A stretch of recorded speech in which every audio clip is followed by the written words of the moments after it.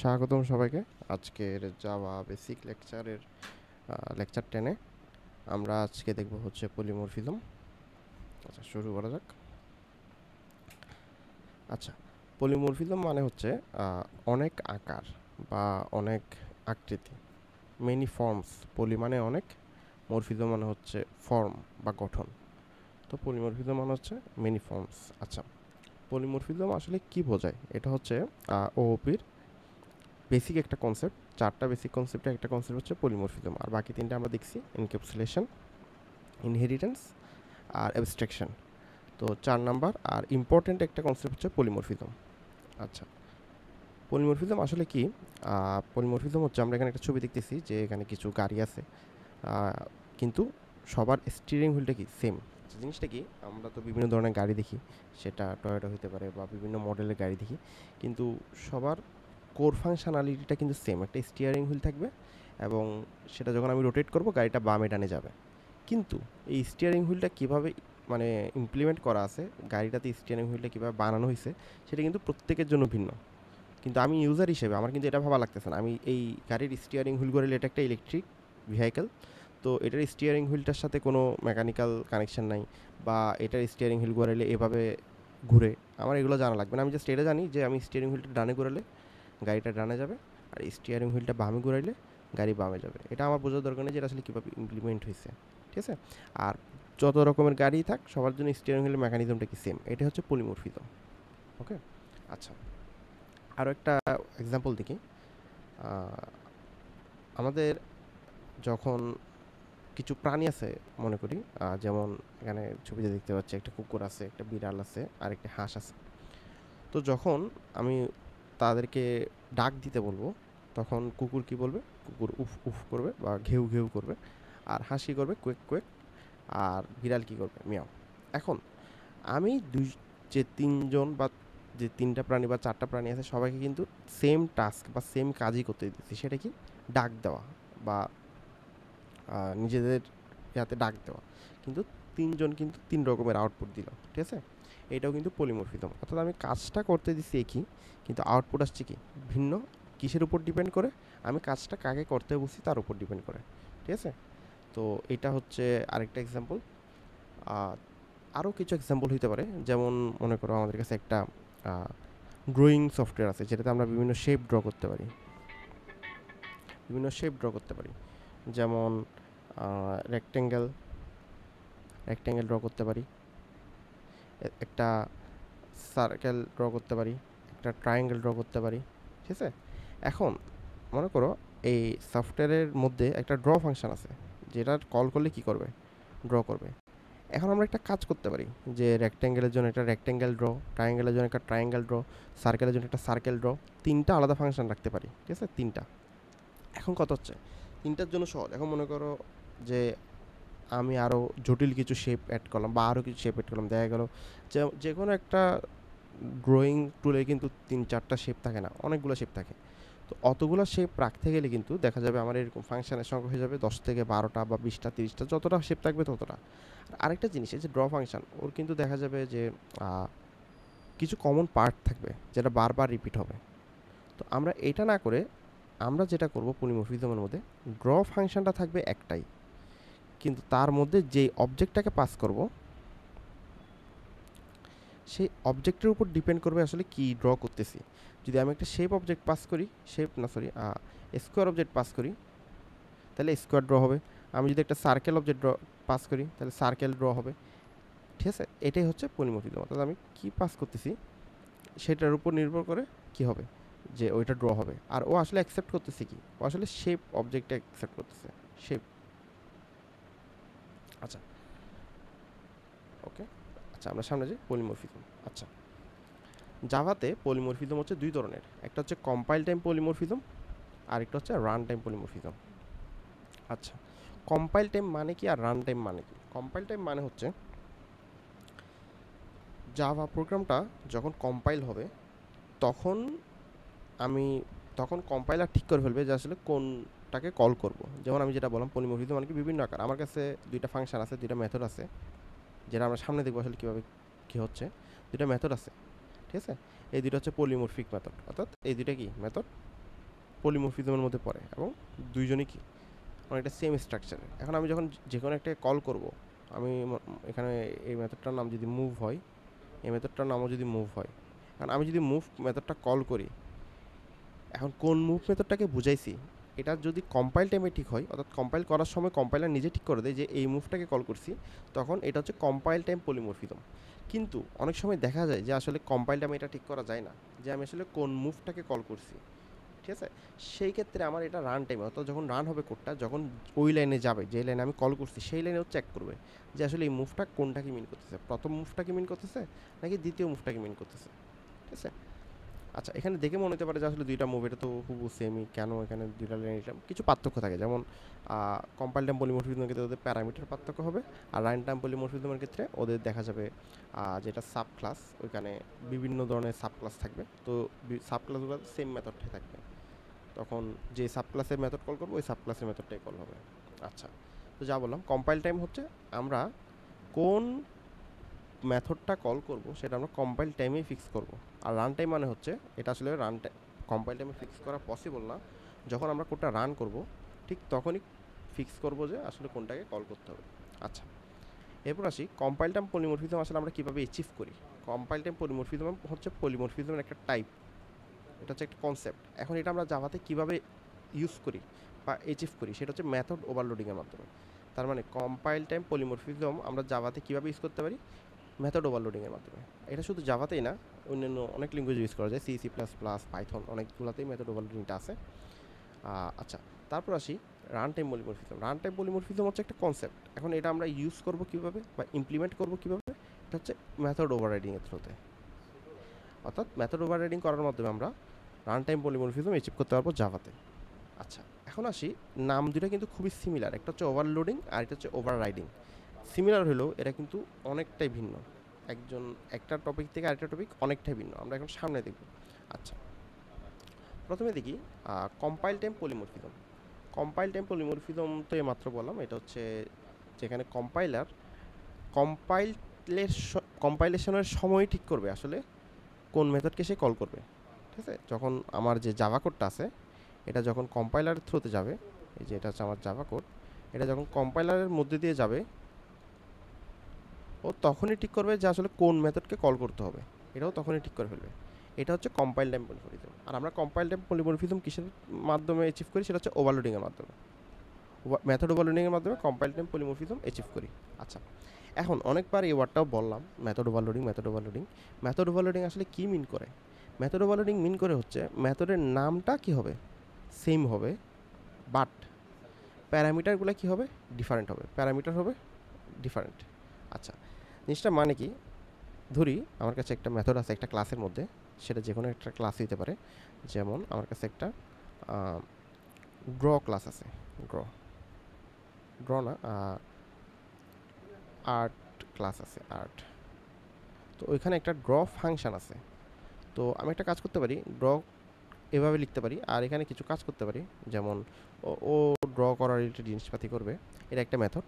এখন আমি চাইলে আবার ড্র মেথডটা লিখতে পারি। আচ্ছা, সামনে কিন্তু ভয়েড আছে, রিটার্ন টাইপ আছে, পাবলিক, স্ট্যাটিক বা ওই টাইপ কিওয়ার্ডগুলো আছে, আমি ওগুলো লিখতেছি না, আপাতত স্কিপ করতেছি, আমি জাস্ট মেইন পার্টটা লিখতেছি। ড্র, এখানে প্যারামিটার কি? এখানে কিন্তু কোনো প্যারামিটার নাই। এই যে প্যারামিটার কিন্তু এই অংশটাকে আমরা বলি প্যারেনথেসিসের মধ্যে যেগুলো থাকে, এখানে কিন্তু কোনো প্যারামিটার নেই। এখন আমি চাইলে একটা প্যারামিটার দিতে পারি, স্ট্রিং নেম, অর্থাৎ আমি যে শেপটা ড্র করব তার নাম কি সেটা আমি পাস করতে পারি, তাই না? আচ্ছা, তারপর চাইলে আমি আরেকটা কাজ করতে পারি, ড্র স্ট্রিং নেম, সাথে আরেকটা জিনিস পাস করতে পারি, ইন্ট সাইজও পাস করতে পারি। এখন একটা জিনিস লক্ষ্য করো, আমাদের ড্র মেথড নাম কিন্তু তিনটারই সেম, ঠিক আছে, কিন্তু প্যারামিটার কি তিনটার ভিন্ন। এটার হচ্ছে নেম, এটারও নেম, আর এটার কি সাইজ, আর এটার কোনো প্যারামিটারই নেই। এটা হচ্ছে মেথড ওভারলোডিং। কেন মেথড ওভারলোডিং? এবার আসি, আমি যখন কল করব ফাংশনটা, আমি চাইলে একটু মুছে দিই।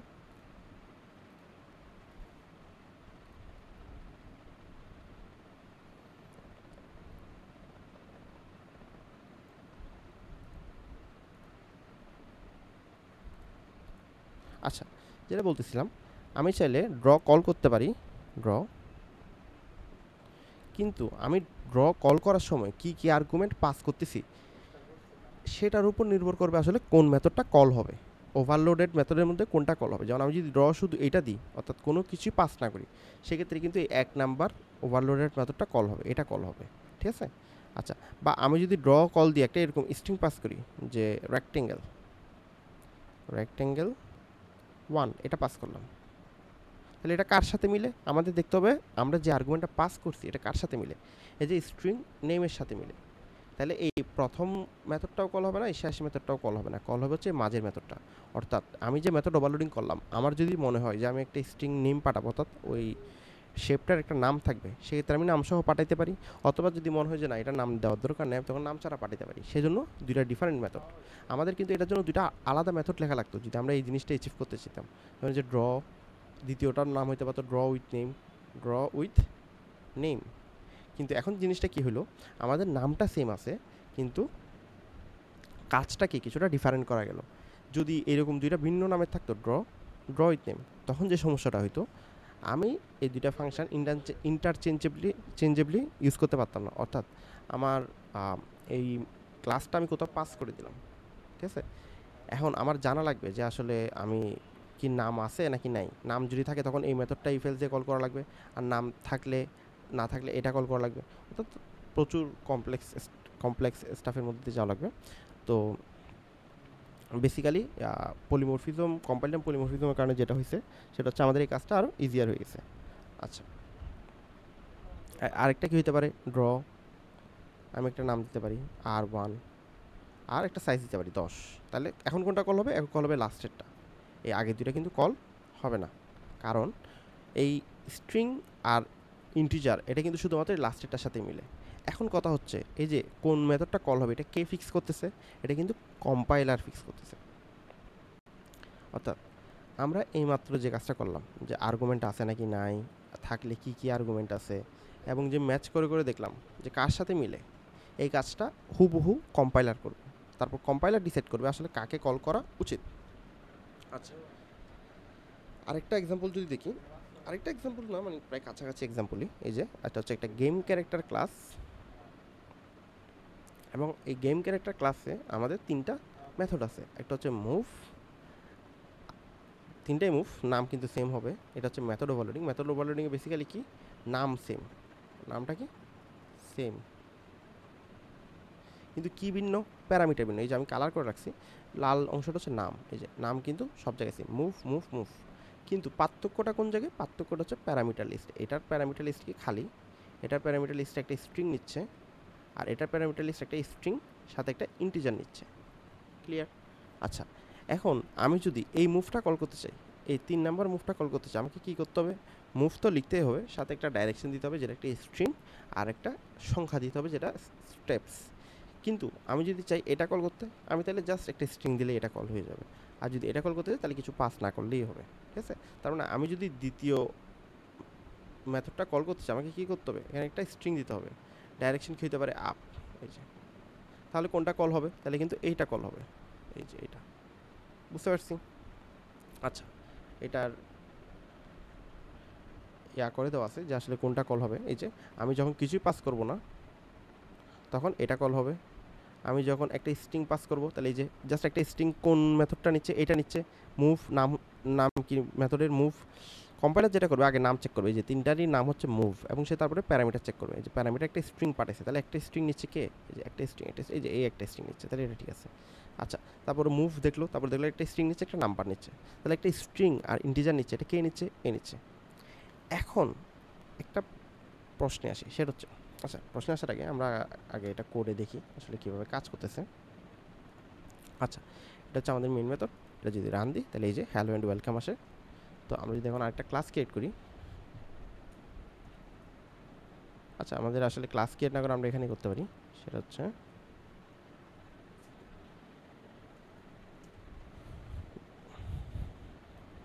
আচ্ছা এখানে না, আমরা এখানে করি ক্লাস গেম ক্যারেক্টার। এটা একটা ক্লাস ক্রিয়েট করলাম। এখন এই ক্লাসের মধ্যে কি থাকবে? একটা মেথড থাকবে, পাবলিক ভয়েড মুভ। তাহলে মুভের মধ্যে যখন কল করব তখন কি প্রিন্ট হবে? প্রিন্ট হবে হচ্ছে যে মুভিং র্যান্ডমলি। যেহেতু আমি কিছু বলি নাই তাহলে জাস্ট র্যান্ডমলি মুভ করবে। আচ্ছা, তারপর হচ্ছে পাবলিক ভয়েড মুভ। এখন আমি এটা কি দিতে পারি? ডাইরেকশন দিতে পারি, স্ট্রিং ডাইরেকশন, এবং বলে দিব কি মুভিং ওই ডাইরেকশনে মুভ করতেছি। আচ্ছা, তারপর পাবলিক ভয়েড মুভ, আবার সেম নাম কিন্তু সেম, স্ট্রিং মুভ, আর ইন্টিজার আর ডিস্টেন্স, অর্থাৎ কত ডিস্টেন্স পর্যন্ত মুভ করবো সেটা। তাহলে কি হবে? তাহলে হবে হচ্ছে মুভিং কোন ডাইরেকশনে মুভ করতেছি সেটা, আর কত দূরত্ব যাচ্ছি সেটা। আচ্ছা, এখন আসি এটা যদি আমরা মানে এক্সাম্পল দেখি একটা, তাহলে আমরা কি করতে পারি? একটা গেম ক্যারেক্টারের একটা ক্লাস অবজেক্ট ক্রিয়েট করতে পারি। হ্যাঁ, এটা তো অফই আছে। আচ্ছা, গেম ক্যারেক্টারের একটা অবজেক্ট ক্রিয়েট করতে পারি, যেটার নাম দিলাম জিসি। এই যে এভাবে আমরা ক্রিয়েট করলাম কনস্ট্রাক্টর কল করে। এখন আমি যেটা করব, জিসি ডট মুভ কল করব। আচ্ছা, তাহলে জিসি ডট মুভ কল করলে অ্যাকচুয়ালি কোনটা রান হবে? এটা কিন্তু মুভ, আর এখানে মুভ নামে 3টা আছে, তাহলে আমরা বুঝবো কিন্তু কোনটা রান হচ্ছে। এটা কম্পাইলার কিন্তু কনফিউজড হয়ে যাওয়ার কথা, কিন্তু আসলে কম্পাইলার কনফিউজড হয় না। ও যেটা করে, যখন এটা কম্পাইলেশন শুরু হয় তখন ও দেখে যে আসলে এইখানে মুভ দিয়ে কোনটাকে মিন করা হচ্ছে। এখন ও কীভাবে বুঝে? সেটা হচ্ছে প্যারামিটার দেখে। এখানে দেখো, আমি কি আর্গুমেন্টে কিছু পাস করছি, মানে এই প্যারেন্থেসিসের মধ্যে কি কিছু লিখছি? আমি কিন্তু কিছুই লিখি নাই। তাহলে এখানে প্যারামিটার নাই এরকম মেথড কোনটা? এখানে প্যারামিটার নাই এরকম মেথড হচ্ছে এইটা, প্রথমটা। তাহলে এইটা কল হবে। তাহলে কি প্রিন্ট হওয়া উচিত? Moving randomly. আচ্ছা, রান দিয়ে দেখি। এই যে মুভিং র্যান্ডমলি। আচ্ছা, হ্যালো অ্যান্ড ওয়েলকামটা কেটে দিই। এই যে মুভিং র্যান্ডমলি, তার মানে প্রথম মেথডটা কল হয়েছে। কিন্তু আমি যদি এখন মুভের মধ্যে একটা ডাইরেকশন দিয়ে দিই, একটা স্ট্রিং পাঠাই বেসিক্যালি, যেমন আপ, তাহলে কোনটা কল হওয়া উচিত? এখন এটা একটু ভিন্ন কেস। এখন দেখো, মুভ কল হচ্ছে, মুভ আছে 3টা, কিন্তু স্ট্রিং অ্যাকসেপ্ট করে, শুধুমাত্র স্ট্রিং অ্যাকসেপ্ট করে এরকম মেথড আছে হচ্ছে দ্বিতীয় মেথডটা। তাহলে আমি যখন পাস করব আপ, তখন দেখবে যে কম্পাইলার শুধুমাত্র এই ফাংশন সিগনেচারের সাথে এটা মিলে, অর্থাৎ প্যারামিটার লিস্টের সাথে এটা মিলে, অর্থাৎ একটা স্ট্রিং অ্যাকসেপ্ট করবে হচ্ছে এই মেথডটা। তাহলে কি আউটপুট আসা উচিত? মুভিং সাথে ডাইরেকশনটাও প্রিন্ট করবে। আচ্ছা, রান দিয়ে দেখি। মুভিং আপ, তার মানে আমরা যেটা এক্সপেক্ট করছিলাম সেটাই আউটপুট আসছে। আচ্ছা, এখন যদি আপের সাথে একটা সংখ্যা দিই, অর্থাৎ 100, এখন যদি রান দিই, কোনটা আউটপুট আসা উচিত? আচ্ছা, আমরা যদি খেয়াল করি, আমরা সহজেই দেখতে পারবো যে একটা স্ট্রিং তারপরে একটা ইন্টিজার নিবে, এরকম মেথড কিন্তু এই 3 নাম্বার মেথডটা একটা স্ট্রিং নিচ্ছে, তারপর একটা ইন্টিজার নিচ্ছে। তাহলে কি প্রিন্ট হওয়া উচিত? মুভিং, তারপর ডাইরেকশনটা ইন, তারপর হচ্ছে ডিস্টেন্সটা। তাহলে যদি রান দিই, মুভিং আপ ইন 100, অর্থাৎ আপে যাচ্ছি 100 ডিস্টেন্সে। আচ্ছা, আচ্ছা, তারপর হচ্ছে আমরা এখন যেটা করব সেটা হচ্ছে, আচ্ছা, আমরা একটা কাজ করতে পারি, যেটা হচ্ছে 100 দিলাম আর আপ দিলাম। আচ্ছা, এটার আউটপুট কি আসা উচিত? অর্থাৎ মুভ দিলাম, তারপরে 100 দিলাম, তারপর আপ দিলাম। এটা কিন্তু আসলে মিলে, এই প্যারামিটার লিস্টে কিন্তু মিলে, যে একটা ইন্টিজার নিচ্ছে, একটা স্ট্রিং নিচ্ছে। এই মুভটা কার সাথে মিলে? যে এটার সাথে মিলে, একটা স্ট্রিং নিচ্ছে, একটা ইন্টিজার নিচ্ছে। তাহলে এটা আউটপুট দিলে কিন্তু আমাদের অ্যাকচুয়ালি কি আসা উচিত? মুভিং ওই ডাইরেকশনটা আসবে, তারপর ডিস্টেন্স আসবে। আচ্ছা, আমরা তাহলে রান দিয়ে দেখি, তাহলে আমরা বুঝতে পারবো। এই যে incompatible types int can not be converted to Java dot lang dot string. এখন কি সমস্যা হয়েছে? সমস্যাটা হচ্ছে প্যারামিটারের সাথে মিলবে বলতে শুধুমাত্র কী কী প্যারামিটার আছে সেটা না, ওই প্যারামিটারগুলো সিকোয়েন্সও মিলা লাগবে। অর্থাৎ এখানে কিন্তু প্রথমে কি আসছে? স্ট্রিং আসছে, এরপরে কি আসছে? ইন্টিজার আসছে। এই সিকোয়েন্সটাও কিন্তু ঠিক থাকা লাগবে। অর্থাৎ এখানে প্রথমে কি আসা লাগবে? প্রথমে স্ট্রিংয়ে আসা লাগবে, তারপরে কি আসতে হবে? ডিস্টেন্স আসতে হবে। এখন আমি যদি চাই যে প্রথমে ইন্ট আসবে তারপরে স্ট্রিং আসবে, যদি আমার লাগে, তাহলে আমি সেভাবে একটা মেথড লিখতে পারি, যেখানে প্রথমে ইন্টিজার থাকবে, তারপর একটা স্ট্রিং থাকবে। কিন্তু যেহেতু এখানে সেই মেথডটা নাই, তাই কিন্তু কী দিবে? এরর দিবে। আচ্ছা, তারপর এখন আমি কি চাইলে public void move string move direction, হ্যাঁ এটা করলাম। এখন নাম কিন্তু একই এবং প্যারামিটারও কিন্তু ভিন্ন। এই যে স্ট্রিং কিন্তু এর নাম কি, এই প্যারামিটারের নাম ডাইরেকশন, এই প্যারামিটারের নাম মুভ ডাইরেকশন। এটা কি অ্যাকচুয়ালি কাজ করবে? এটাও কিন্তু কাজ করতেছে না। কেন? নাম সেম, তাহলে আমরা কি বুঝলাম? প্যারামিটার ভিন্ন হওয়া লাগবে। প্যারামিটার কিন্তু ভিন্ন মনে হচ্ছে, যে ডাইরেকশন এটা তো মুভ ডাইরেকশন, প্যারামিটারের নাম ভিন্ন। কিন্তু বিষয়টা হচ্ছে প্যারামিটারের নাম ভিন্ন হইলে আসলে কোনো এফেক্টই নেই। প্যারামিটারের টাইপটা আসলে অ্যাকচুয়ালি ম্যাটার করে। কোনো একটা ফাংশানের ডেফিনিশনে তার প্যারামিটারের নামটা জাস্ট ভেতরে ইউজ হওয়ার জন্য, কিন্তু অ্যাকচুয়ালি কম্পাইলার যখন চেক করে সেই ইম্পর্টেন্স যে হচ্ছে টাইপকে। এখানে দুইটা কিন্তু স্ট্রিং, তার মানে এটা আর এটা পুরোপুরি সেম হয়ে গেছে। কম্পাইলার এখন আর ডিসাইড করতে পারতেছে না আমি অ্যাকচুয়ালি কোনটাকে কল করছি। যখন এটা কল করবো স্ট্রিং দিয়ে, যখন আমি জিসি ডট মুভ লেফট দিব, তখন কম্পাইলার আর ডিসাইড করতে পারবে না কাকে কল করবে, ওকে নাকি ওকে। তখন সে কি দিবে? একটা এরর দিবে। আচ্ছা, এই যে এখন এটা রান দিলাম, এখন কিন্তু পারফেক্টলি রান হচ্ছে। আচ্ছা ঠিক আছে, এবার আমরা আসি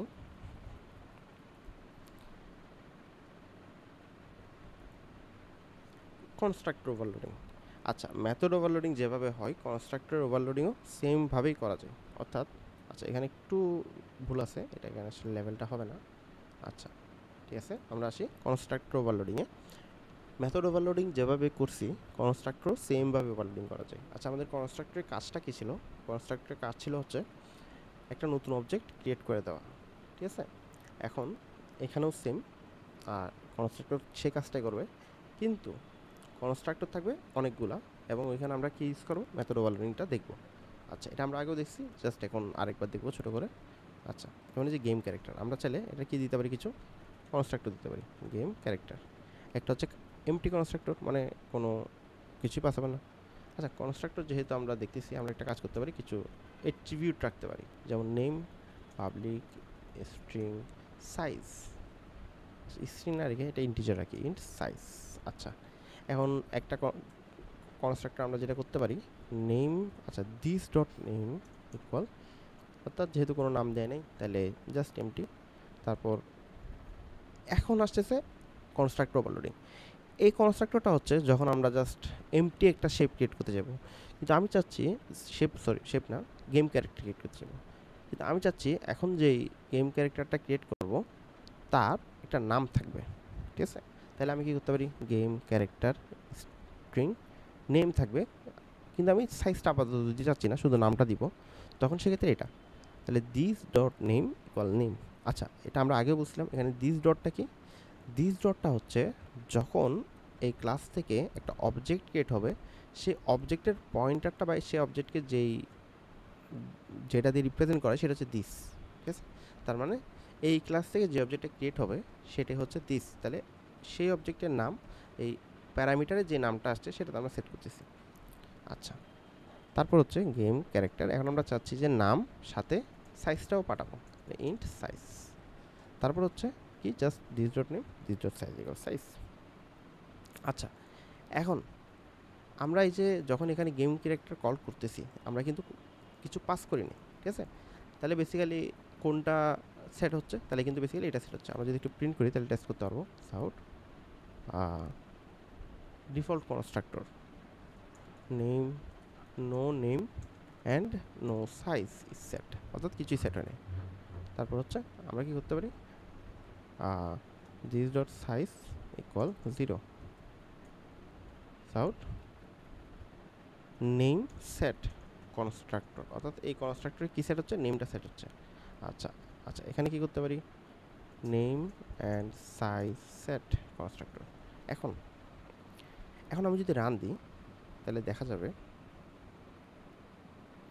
এই যে no name and no size set, অর্থাৎ আমি কিছুই পাস করি নি, তাই ডিফল্ট কনস্ট্রাক্টর যেটাতে কোনো প্যারামিটার নেয় না সেটা করেছে। তো একইভাবে আমি যদি একটা নাম দিই জন, তাহলে যদি রান দিই তাহলে দেখব নেম সেট কনস্ট্রাক্টরটা কল হয়েছে, অর্থাৎ যেই কনস্ট্রাক্টরে নেম স্ট্রিংটা আছে সেটা কল হয়েছে, অর্থাৎ এটা। আর আমি চাইলে সাইজ যদি দিতে পারি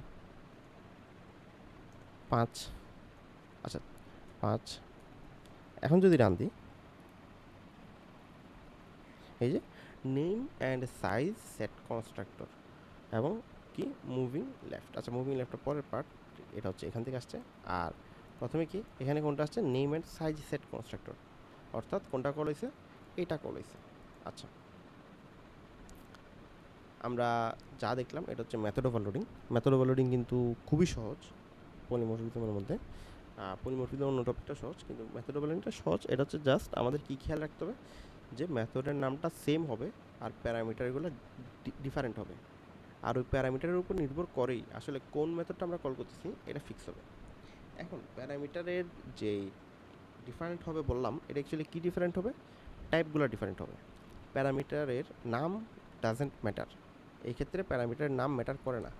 আমি এখানে স্ট্রিং দিয়ে যে কোনো নাম দিতে পারি, সেটা আমার পলিমরফিজমে কোনো ইম্প্যাক্ট ফেলবে না।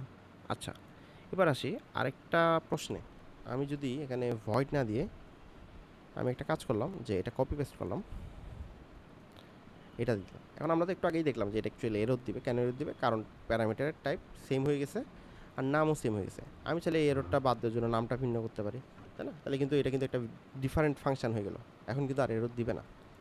আর এটা কিন্তু পলিমরফিজমের মধ্যে পড়ে নেই, ঠিক আছে? তো আমি এটা কেটে দিলাম। এখন এই যে আবার এরর দিচ্ছে। এখন আমি যদি ভয়েড অর্থাৎ যেটা রিটার্ন টাইপ এটাকে স্ট্রিং করে দিই, তাহলে কি এররটা চলে যাবে? এই মেথডটি দিয়ে কিন্তু এখন ডিফারেন্ট বলতে গেলে, কারণ ও কিন্তু কি ভয়েড রিটার্ন করে, আর ও কি রিটার্ন করে, স্ট্রিং রিটার্ন করে। আচ্ছা এখন স্ট্রিংটা একটু রিটার্ন করি, স্ট্রিং টেস্ট, এই স্ট্রিংটা ও রিটার্ন করে সাপোজ। এখন যদি আমি রান দিই, ওই মেথডটা কল হোক, প্রথমে স্ট্রিং প্যারামিটার নেই, তারপরে কি নেয়, ইন্টিজার প্যারামিটার নেই। আচ্ছা এখন যদি রান দিই, তাহলে দেখবো যে অলরেডি ডিফাইন্ড, তার মানে কি অ্যাকচুয়ালি রিটার্ন টাইপটা কোনোভাবেই ম্যাটার করে না। তাহলে আমাদের কী খেয়াল রাখতে হবে, রিটার্ন টাইপ ম্যাটার করেই না, কম্পাইলার রিটার্ন টাইপ চেকই করবে না। কেন চেক করবে না, কারণ আমি যখন একটা ফাংশন কল করি, ঠিক আছে, এটা কিন্তু আসলে আমরা জানি না, তখনও কম্পাইলার জানে না অ্যাকচুয়ালি ওর কী রিটার্ন করা উচিত। ও কী রিটার্ন করবে সেটা না, ওর অ্যাকচুয়ালি কী রিটার্ন করা উচিত সেটা কিন্তু কম্পাইলার জানে না। আমি কি এই ফাংশনটা অ্যাকচুয়ালি কল করছি একটা স্ট্রিং ব্যাক পাওয়ার জন্য নাকি একটা সংখ্যা পাওয়ার জন্য, কম্পাইলার কিন্তু জানে না।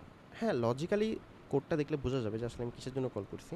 যেমন এখানে দেখলেই বোঝা যাচ্ছে আমি ভয়েডের জন্য কল করছি, কারণ আমি এই মেথডটা এই ভ্যালুটা কোথাও রাখি নেই। কিন্তু কথা হচ্ছে এই লজিকটা কিন্তু কম্পাইলার ক্যাচ করতে পারবে না। তাই আমাদের যেটা করতে হবে সেটা হচ্ছে এটা এভাবে করা যাবে না, অর্থাৎ জাস্ট রিটার্ন টাইপ চেঞ্জ করলে হবে না। তাহলে আমি পয়েন্টগুলো আরেকবার বলি, মেথডের নাম হবে সেম কিন্তু প্যারামিটার হবে ডিফারেন্ট। তখনই আমরা কি দেখব, মেথড ওভারলোডিং বা কম্পাইল টাইম পলিমরফিজম, ঠিক আছে? আচ্ছা ঠিক আছে, এখন যদি আমরা একটু সামনে যাই,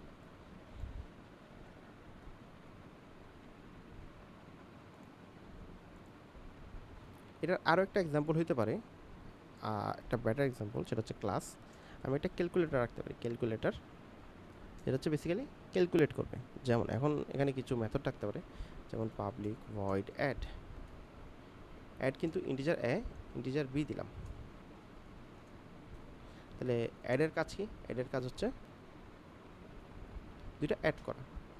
আচ্ছা কিন্তু যদি দুইটা সংখ্যা পূর্ণ সংখ্যা না হয়, এখানে প্রথম মেথডে আমরা কী করতেছি, দুইটা পূর্ণ সংখ্যা নিচ্ছি। কিন্তু যদি এমন হয় যে দুইটা পূর্ণ সংখ্যা না, দুইটা দশমিক সংখ্যা বা ফ্র্যাকশন নাম্বার, সেক্ষেত্রে আমাদের ডাবল কিন্তু পাস করা লাগবে।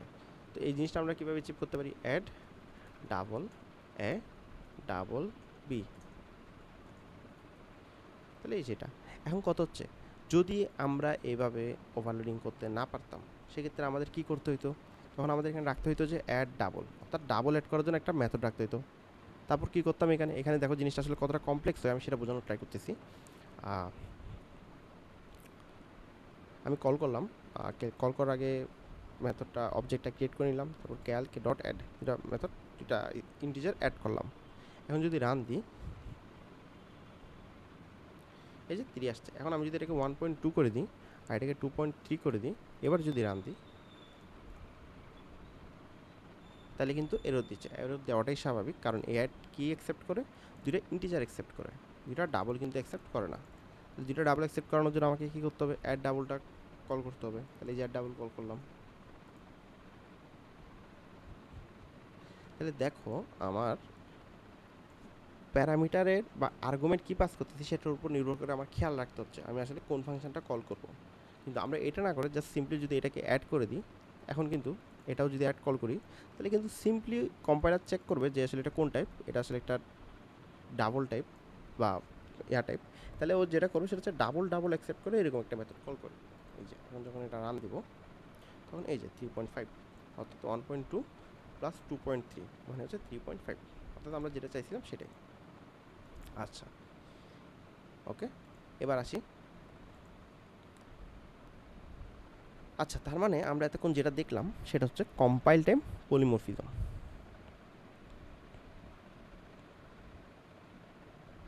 Compile time polymorphism compile time পলিমরফিজমটা কী ছিল? কম্পাইল টাইম পলিমরফিজম ছিল হচ্ছে যে আমরা কম্পাইলেশন টাইমে দেখব যে আসলে কোন মেথডটাকে কল করা যায়, সেটাই কম্পাইলার পরবর্তীতে যতবারই কল হবে কল করবে। আর ওভারলোডিংটা কী ছিল? নাম হবে সেম, বাট প্যারামিটার হবে কি ডিফারেন্ট। অর্থাৎ নাম সেম হলেও প্যারামিটারগুলো কী হবে, ডিফারেন্ট হবে। এটা আমাদের খেয়াল রাখতে হবে। আর আরেকটা জিনিস, রিটার্ন টাইপ ম্যাটার করে না। রিটার্ন টাইপ ম্যাটার করে না।